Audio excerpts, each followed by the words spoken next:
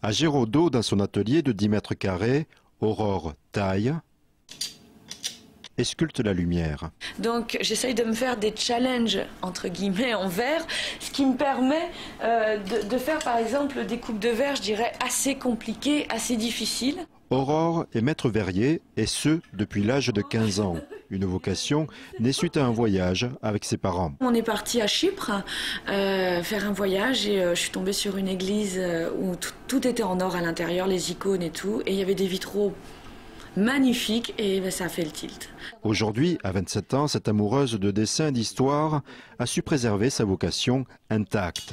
C'est un métier entre guillemets qui n'a pas énormément de débouchés.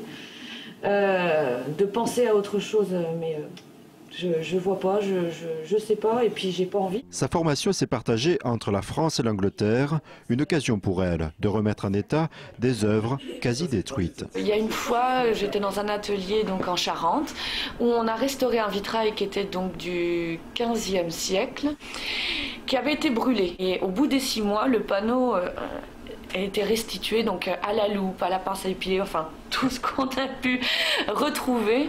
Et ben, c'est un panneau, je trouve, qui était d'une beauté au niveau peinture, couleur, qui m'a énormément touchée parce que de le voir en 1000 morceaux et de pouvoir le restituer comme il était, bon il n'y a rien de plus beau quoi.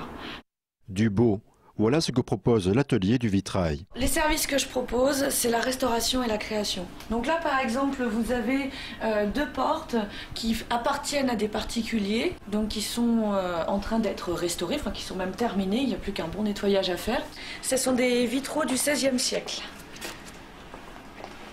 qui ne sont pas encore restaurés. Ici, les pièces sont uniques. Les prix varient entre 30 et plusieurs milliers d'euros, en fonction notamment du choix du verre. Donc c'est un verre industriel, il y a des striures, et puis je dirais, il est plat, c'est un verre plat, il est juste coloré, teint dans la masse. Donc là par exemple, c'est un verre américain bariolé, donc qui est soufflé à la bouche.